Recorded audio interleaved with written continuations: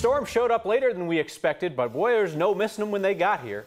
Just about every fireworks show in the Denver area went on hold for a while because that storm dumping heavy rain and wind, but most of the shows were able to go off shortly after 9. Hey, at least you're getting some kind of a light show with the lightning content as well tonight. Cities across the metro area told people to clear out of the parks, hide in cars, or in Arvada's case, go to the bathrooms and wait out the storms. Golden and Highlands Ranch called things off before the weather even got there. This was truly west side to east side.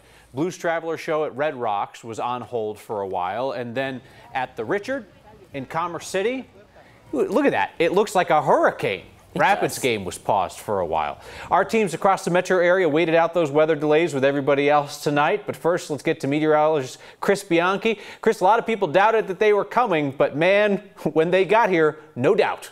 No doubt about that. And kind of the thing that stood out from the storms that we saw today was the wind. The wind, in some cases, up to 70 miles an hour here in the metro area. Some very, very strong storms indeed. The good news is the severe weather threat for the metro area is over at this point, at least for today and tonight. 24-hour wind reports, DIA 54-mile-an-hour wind gust, 67-mile-an-hour wind gust at Buckley, of course, there on the east side of the metro area, and Kremling, 70-mile-an-hour wind gusts as well. Very strong winds with these storms, but the majority of those storms are now off to the east. So Fort Morgan, Lyman on east, that's where the main cluster of storms is at this point. Starting to see some redevelopment here in the metro area. I'll show you that in just a second. But seeing these showers and storms pushing their way off to the east from Lyman, Fort Morgan on east, none of these have a severe thunderstorm warning at this point, but you can expect some torrential downpours within those, as well as lots of cloud to ground lightning, maybe some small hail within that as well. Now here into the metro area, starting to see a few showers and storms redevelop. Again, the severe weather threat is over, but we're likely going to see some downpours as we head over the next few hours. A closer look in. It's the west side now starting to see that rain fill back in, and I expect that to continue over the next few hours and as we head into your Wednesday morning. So again, for now, we're in a little bit of a break, but I expect those showers to continue over the next few hours. By the time you wake up tomorrow morning, lots of clouds, some patchy fog, and some light to moderate rain showers. And tomorrow in general just looks kind of cool and gross and damp. Now, severe thunderstorm watch is still in place for the eastern plains. For the metro area, we are over and done with that severe weather threat. For tomorrow, temperatures only topping out in the upper 60s. But for tomorrow, there's still a chance that we could see some severe storms. I'll pinpoint that for you, and also here maybe talk about the potential for more severe storms here in the metro area coming up on Thursday. I know it's just been this active pattern, and we're not done with it yet. Yes. Okay. I know. All right. I know. We'll talk to you soon, Chris. Thank you. The show finally went on in Arvada after fireworks delays had people sheltering in cars at the Stenger Sports Complex bathrooms, which are tight. Yeah, that's specifically where the city told people to go. They said go to the permanent bathrooms. Apparently not the porta-johns. You don't want to be in the porta-johns during the storm. No. We sent Kelly Rinke out there to figure out what was going on, knowing full well she could end up interviewing people in the bathrooms, which would have been weird. But you took the assignment willingly, Kelly. You know, guys, when I took this assignment for the 4th of July, I really thought that I would be interviewing a person in the bathroom. No, I wasn't that lucky. But desperate times call for desperate measures, right? There are so many people that are filing out now that the show is over here at the sports complex. But a lot of these people took off earlier today when that storm was coming through. There were very few people that decided to hunker it down. And I met with one of those very cute families. John and his wife and his couple of kids stayed in their spot to watch this show. The storm came in through quick, and they said they just had to sit underneath their umbrella and use every blanket they could find. Dad, he has a broken leg, so he hunkered down with kids, all 5 and under. Mom went to go grab the car, and through it all, their son brought a little humor. He was more worried about all of our stuff. I said, I don't care about this stuff. As long as you guys are safe, we're good. He said, all that stuff's getting wet. We're going to lose it all. Our umbrella. I said, it's all good. As long as the kids are in, families in, we're all safe and we're all good. That all can be replaced. We're good.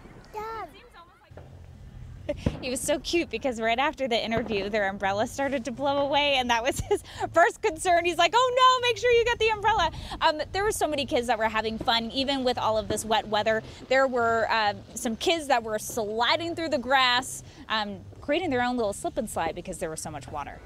Crocodile Mile action for the 4th of July.